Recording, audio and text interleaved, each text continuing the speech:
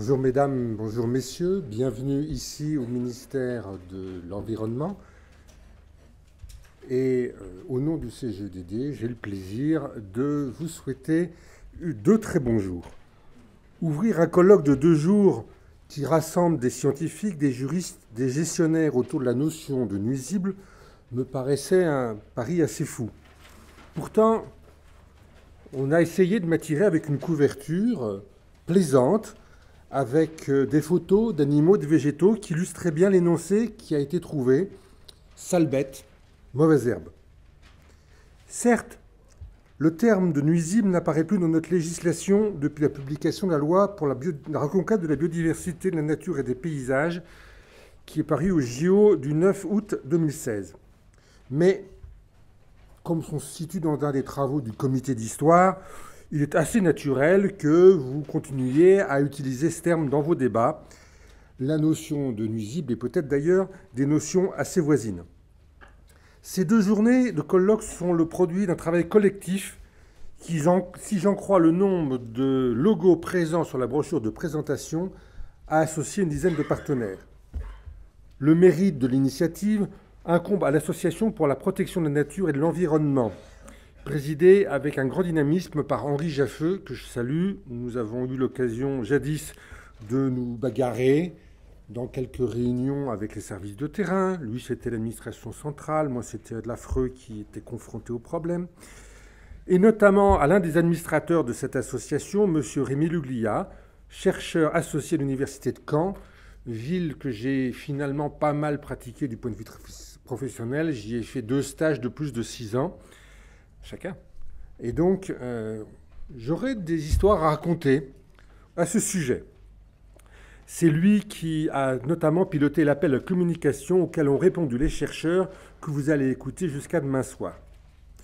Outre les organisateurs, le comité d'histoire, notamment Laurette Peuveau, et l'AHPNE, je tiens à remercier toutes les institutions qui ont apporté leur soutien intellectuel, technique et financier à l'organisation de ce colloque. Les Archives nationales, l'Université de Caen-Normandie, l'Université de Namur, la Direction de l'eau et de la biodiversité au ministère, la Fondation François Sommer, la Société nationale de protection de la nature, le Muséum national d'histoire naturelle. Quand Patrick Février est venu me voir, il a commencé par me dire « Notre vice-présidente est très occupée, ça te revient ». J'étais coincé. J'ai dit oui. Je ne peux pas nier que ce sujet, qui est à l'interface des relations entre gestion des espèces et gestion de l'homme, relevait de la section milieu, ressources et risques du Conseil général. Puis ensuite, je me suis dit, mais qu'est-ce que je suis venu faire dans cette galère ? Qu'est-ce que je suis venu faire dans cette galère ? Compte tenu du caractère savant des interventions, qu'allais-je pouvoir apporter ? Parler du loup, du renard. D'abord, le loup, je n'ai pas pratiqué. Le renard, je vais dire des choses qui vont fâcher. Je me suis dit comment je vais m'en sortir. Introspection, galère. Et puis, je me suis dit que le meilleur moyen, c'était peut-être de vous dire comment moi, je percevais à travers mon expérience très personnelle, à travers mon parcours professionnel, cette histoire de nuisible. Alors j'ai pris un bout de papier, j'ai noté des tas de choses, et puis ensuite, parce que je suis un individu rationnel, parce que j'ai une formation d'ingénieur et qu'on ne se refait pas, j'ai essayé de mettre de l'ordre dans mes idées. Alors vous m'excuserez, j'ai fait non seulement des anecdotes, mais j'ai fait, je dirais, une classification de mes anecdotes, ce qui prouve que, voilà, on a besoin de tiroirs, de cases. Je suis incorrigible. Premier tiroir, le nuisible est un compétiteur de l'homme superprédateur. Ma poule rousse est morte, victime d'une fuite probablement. J'avais 10 ans. J'ai pleuré. Il y a une dizaine d'années, j'ai revu des bleuets et des coquelicots dans les champs de colza. Vous ne pouvez pas imaginer le choc que c'est de revoir enfin de la couleur. Vous me direz que le colza, c'est coloré. Mais oui, mais justement, de retrouver quelque chose d'extraordinaire, une émotion. L'efficacité des herbicides avait rendu les champs monochromes au nom du rendement et de l'efficacité économique. Puis je ne vous cache pas, le désherbage de mes massifs et de mon allée m'agace terriblement. Pour autant, je suis incohérent. Un certain nombre de ces mauvaises herbes sont de délicieuses plantes condimentaires, mais je ne vais pas les chercher dans mon jardin. Je préfère les trouver ailleurs. Cruelle contradiction. Ah, le sanglier, les battues administratives aux sangliers, les sangliers déambulant dans les rues de Deauville, et M. Dornano, à l'époque, maire et président de conseil général, me donnant l'ordre de mettre fin à ce désordre. Et ensuite, vous êtes confronté à une véritable activité économique. Vous constatez qu'ailleurs, voire juste à côté, les chasseurs agrènent, non pas pour éviter les dommages, mais pour qu'il y ait plus de sangliers. Et vous vous dites que décidément, l'homme est un ennemi de l'homme parce qu'on cherche finalement à agacer son voisin pour son propre plaisir. Enfin, non, le plaisir de la chasse, pas le plaisir d'agacer le voisin. Combien de réunions pour trouver l'équilibre acceptable? Deuxième tiroir. Ces intrus bouleversent les équilibres dynamiques de l'écosystème. 2003-2004, il est interdit de vendre les coquilles Saint-Jacques pêchées en baie de Seine dans la limite de 12 000.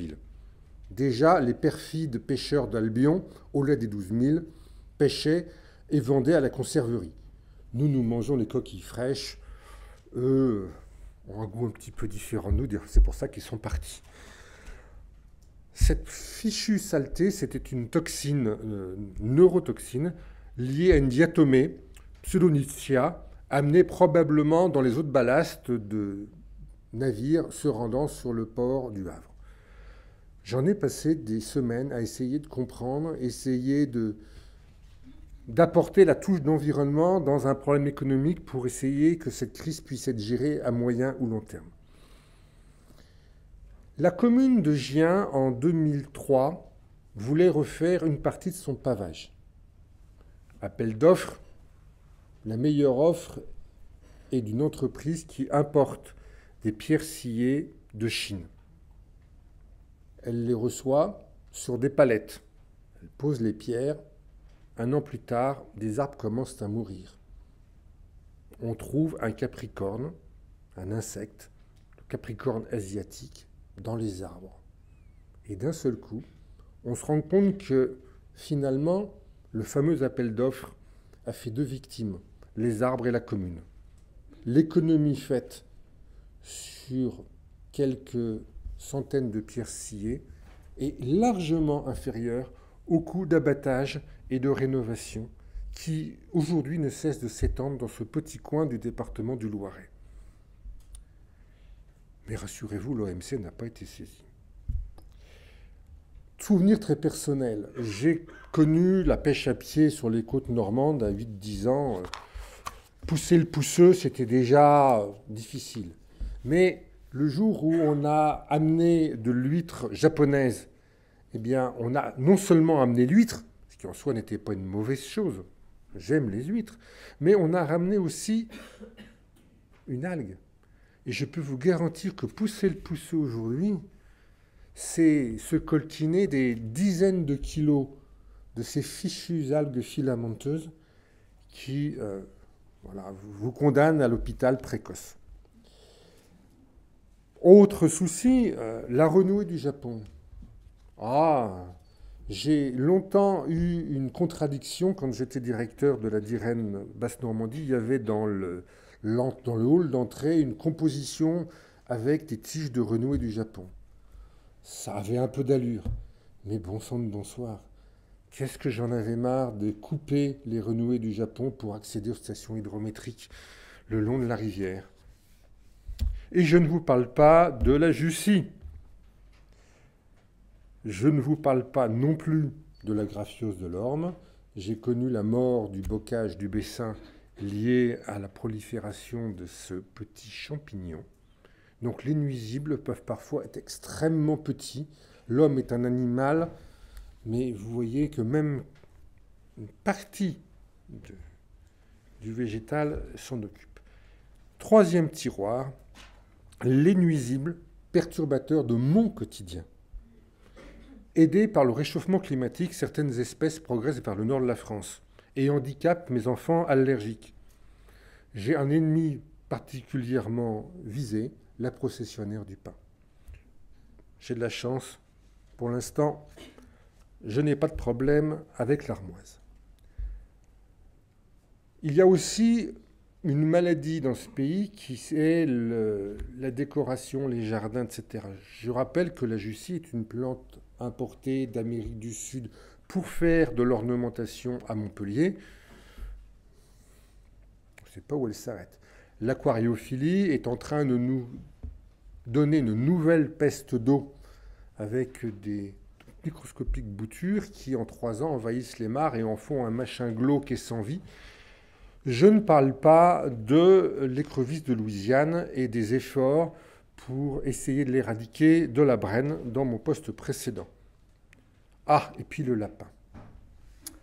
Le lapin, pour moi, c'est un souvenir merveilleux. Enfin, tous les ans, je signais, quand j'étais jeune ingénieur, des arrêtés pour des reprises de lapins par Bourses et Furets sur la commune de Caen.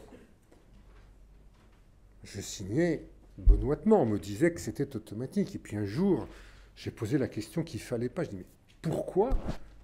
Ah, mon maître, on dit, mais voilà, le problème, c'est que les lapins ont élu domicile dans les cimetières de Caen. Je dis, bon, quel est le problème?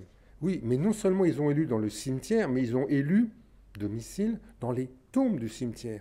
Alors vous comprenez, quand on soulève la dalle devant les familles et que les lapins sortent, on a pris 2 mesures. La première chose, c'est de soulever la dalle avant l'arrivée des familles. Deuxième chose, on reprend les lapins avec Bourses et Furets dans les cimetières de Caen. Voilà.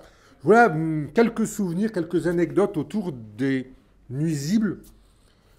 Alors, je pense que vous allez dire des choses beaucoup mieux que moi, mais c'était pour vous dire que malgré tout, j'avais ce sentiment d'un aspect extrêmement multiforme, que la notion de nuisible montre que le regard est très relatif. On peut être nuisible ici et excessivement intéressant là, que l'agrément peut devenir cauchemar, que l'ennemi d'hier peut parfois être réhabilité. Vos échanges de ces prochains jours infirmeront ou renforceront mon modeste propos. En tout état de cause, le débat sur les nuisibles méritait d'être ouvert et je vais me faire un grand plaisir à rester avec vous une bonne partie du colloque.